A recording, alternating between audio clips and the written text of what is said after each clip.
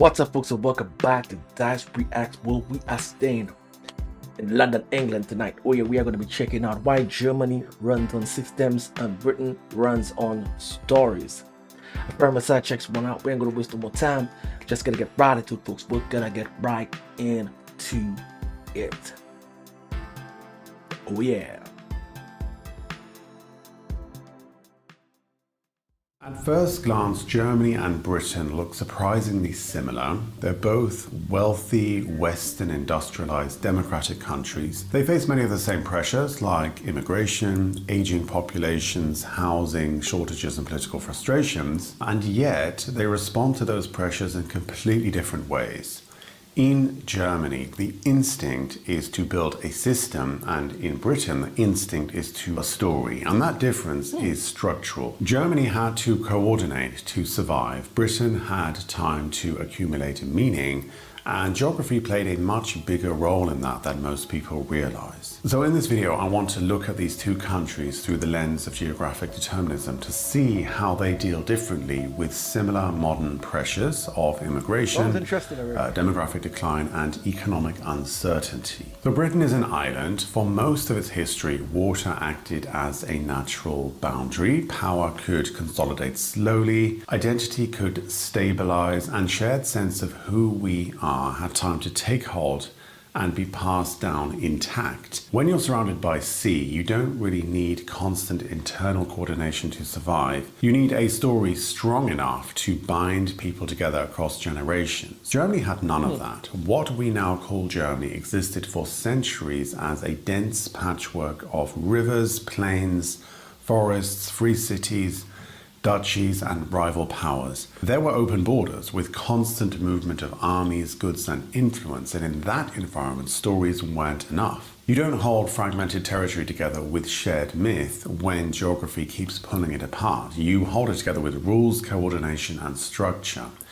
And so systems are not a cultural preference in Germany, they are actually a survival strategy. Now, this doesn't mean geography determines culture in some mechanical way. Things like ideas, institutions, and political power matter a lot, of course they do. But geography also plays a role in shaping the problems a society has to solve repeatedly. And over time, societies build habits and institutions and ways of thinking that fit those recurring pressures. So geography doesn't dictate outcomes, but it does dictate the constraints, and the constraints leave patterns. Some people will point out correctly that modern Germany is more flexible than it once was, and that Britain is far more bureaucratic than its self-image suggests. Globalization has blurred the surface differences, but when pressure arrives like immigration or demographic decline, societies don't reach for recent adaptations. They fall back on their deep emotional architecture unless, actively avoided. And you don't learn what a society is by how it behaves when things are easy. You learn it by how it reacts when times are tough. Now, obviously, at the individual level, there is enormous variation, but regardless of that, cultures do develop certain kinds of default modes, ways of organizing, deciding, and belonging that feel legitimate and normal. And these defaults make some choices feel natural and others much more costly. So once you see this, the contrast really stops feeling superficial. Germany didn't choose to become system-oriented, and Britain didn't decide to become story-driven. These were adaptive responses to radically different physical realities, responses that solidified long before modern politics arrived. So basically what he's saying there, based on the geography and based on certain aspects of life, your situation, whatever is needed at the time, you're going to use it. So it's almost like an adaptation in a sense, that it wasn't necessarily something that maybe like someone wanted to do, or but it's just what I was given. It was needed at the time, so they had to adapt and use whatever was needed to facilitate them at the time. So basically, he's not blaming neither of the countries for how they are. It's just a gradual shift in what they needed, which was a natural progression. That's what he's saying there, per se, but he's not saying that they actually went about to structure the country the way it is today. So That's what I'm gathering so far. And once those responses take root, they don't just shape borders or institutions, they really shape how people relate to rules, how they understand belonging, and how they interpret fairness, and how they respond when the world around them begins to shift. So, to understand why Germany became a civilization built on systems, you really have to stop thinking of it as a country and start thinking of it as a region. So, for most of its history, Germany was not a unified political entity at all. It was a dense, exposed terrain crisscrossed by rivers that connected it outward rather than enclosing it inward. So these rivers were trade routes, they were invasion routes, and also cultural conduits. They linked German lands to Rome, France, to Eastern Europe, and even to the Mediterranean. What they did not do was create a boundary. The geography offered no natural edge where identity could harden quietly over time. There was no island logic, no clear inside or outside. So power could not settle, authority could not rest, and fragmentation was the default condition. So instead, what emerged was a mosaic of free imperial cities and principalities with overlapping jurisdictions stacked on top of one another. So loyalty was always local, identity was layered, and allegiance shifted depending on the context. In that environment, survival did not depend on shared myth, it really depended on coordination. And by the way, this still holds to this day. So if you ask a German about pride or patriotism, 9 times out of 10, they will say something along the lines of feeling connected to their city or regional area, but not to the country of Germany. And this actually has a lot less to do with Hitler and the Nazis and feelings of guilt than it does with the geography and the wider history in general. So when territory is open, you cannot rely on narrative alone to hold it together. You need rules that travel, you need standards that apply across regions, and procedures that reduce ambiguity when authority is diffuse. So this is where Germany's instinct for systems take root, basically just as a practical response to this recurring instability. Over time, this logic produces a particular relationship to order. So rules are not seen as restrictions on freedom, but as the preconditions for its very existence. Clarity becomes a form of respect, and precision becomes moral, and predictability leads to trust. So when authority is fragmented, systems are what make cooperation possible. This is why, much later, when Germany finally becomes a nation state, it does so not through revolution or shared myth, but through administrative unification, through things like legal codes, educational standards, and bureaucratic rationalization. This nation is engineered, and once that engineering logic is in place, it doesn't remain confined to government, it spreads outward into institutions, into workplaces, and everyday expectations about how society should function.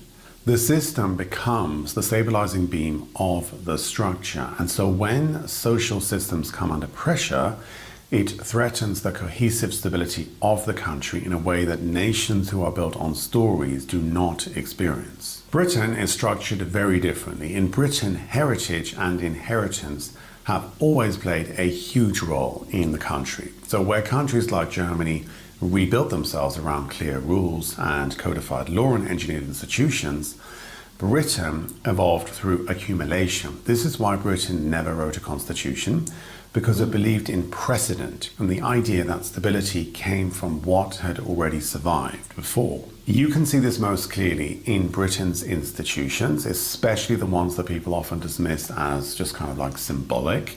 You know, if you look at the monarchy, this is an institution that has survived civil war, empire, collapse, world wars, decolonization, scandal, and near irrelevance.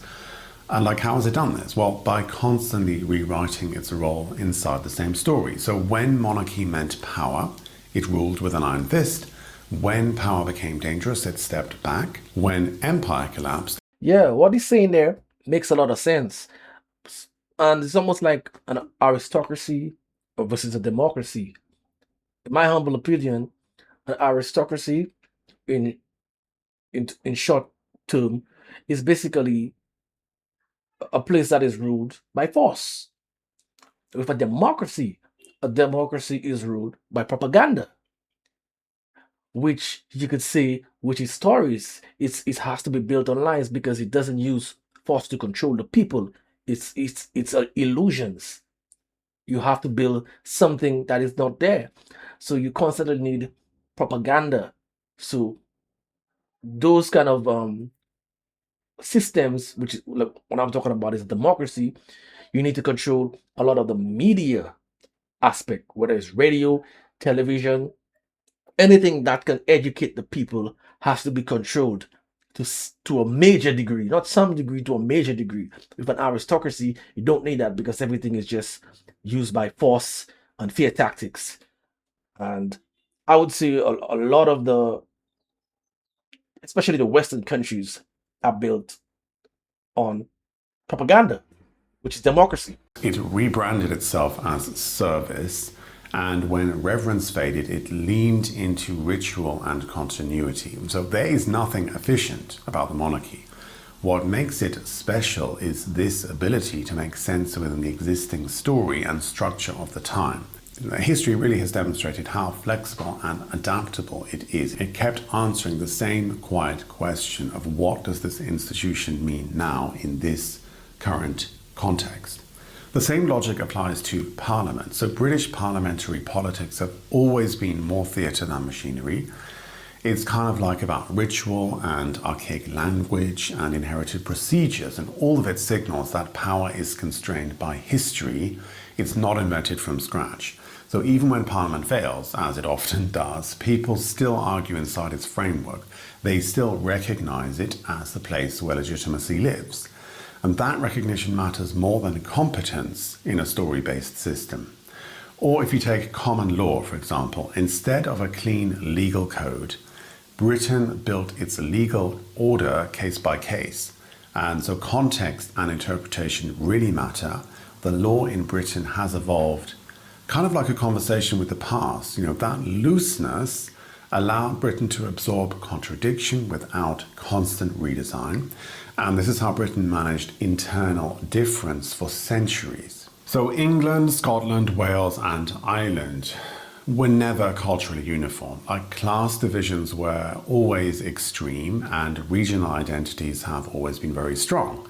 Yet, for long periods, these tensions were held together by a shared narrative of continuity, like the Crown, Parliament, history, and how things are done. So even devolution follows this pattern.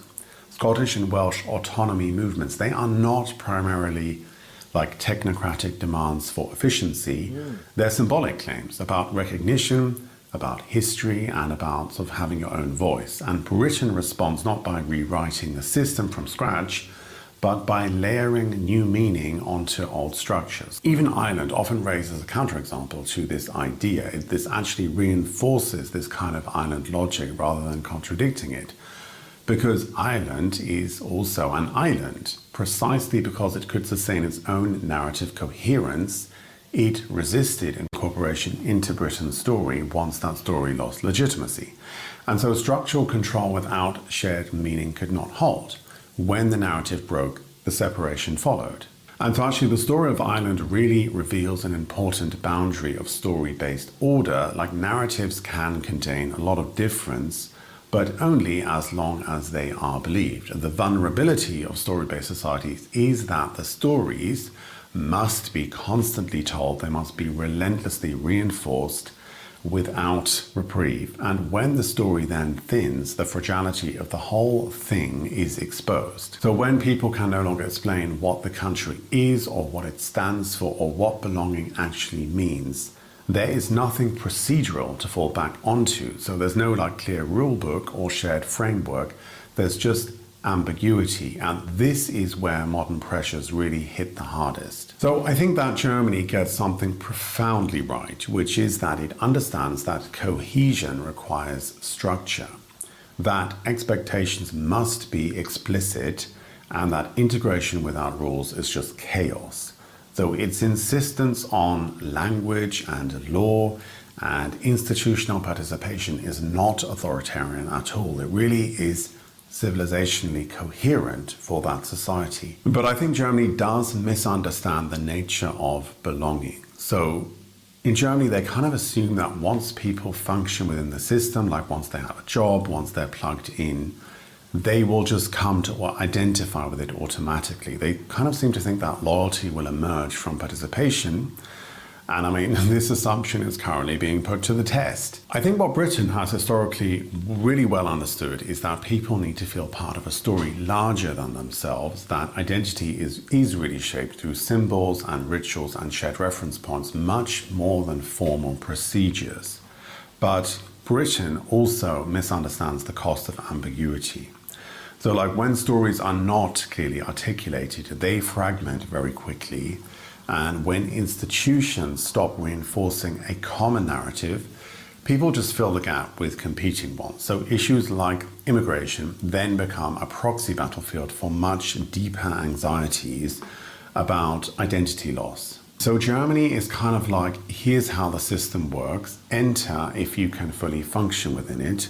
And Britain is kind of like, you're welcome to join, we're so happy to have you, but we can't exactly clearly say, welcome you into what exactly. Much of the ideas that I have talked about here were drawn from the idea of geographic determinism, and I know that this theory has its critics, but there really is something to it, like there really is. You know, geography sets the constraints. It is the canvas upon which human organizational principles are painted and where institutions and culture grow. Now, he makes a lot of good points. Basically, everything he's saying there is correct, but I wouldn't use the context that he used when he said everything is like geographical. In a nutshell, this just sounds like aristocracy versus democracy, because they have to control the narrative in a democracy, and it's a constant thing. You can't just start today and just back off a couple months down the line. It's a constant thing. So that job has to be constantly done and executed well. Otherwise, the system is going to fall apart. And when I mean fall apart, it's going to get chaotic quicker than not. Now, in aristocracy, it's easy. There's a saying, I can't remember who said it, but it's almost like if you have a slave, you have to give him two options. Clear. You can't complicate it. Try to escape, it's death. Basically, there's no option. There's an option. You could try to escape, but if you escape, if we get you and you're caught, you're going to be punished and you're going to be executed. Those are two options. It's either or. So it makes it very easy for someone that's captured to make a decision. It's either you want to live or you want to die. Now, a democracy doesn't have that. Democracy, things are built on illusion. There's so much propaganda. You have to convince the people to buy into it. And you, at the head of the democracy, always have to have a narrative, and you have to push that narrative. With an aristocracy, you don't have to do that. Whatever you say goes, and the people know the consequences. It's either or. So yes, you could choose the options, but you already know the consequences. There is no third option. There is no third consequence. It's either or. And that's the difference between aristocracy. It's ruled by fear, you know? And basically what he's saying there is exactly that. I mean, yes, I understand you could put geography in certain aspects based on where the country is located and how it's actually built in terms of different parts of the country. It's not one and they're separated by rivers. Yes, that has a lot to play in it from the economical standpoint as well, and even a political standpoint as well, if you look at it that way. But when it comes to how a system is ruled and is governed, there are more different type of governments, but basically those two governments are something that are the most popular when you look at it around the world. So I understand what he's saying there to a degree, because some of the angles he's coming from, it's not normal. I haven't come across many people that have a different, like a whole different philosophy as I'm doing the reactions to those type of content, those foreign content in different countries. He is the most unique I've come across already. So I'm going to be doing more from him. I want you guys' thoughts on what he just said. The Brits, come on, hit me up in the comments. Let's have a conversation about this. What do you guys think? I really need to hear you guys' thoughts on that. And also the Germans. I need the Germans to say something in the comments. Yeah.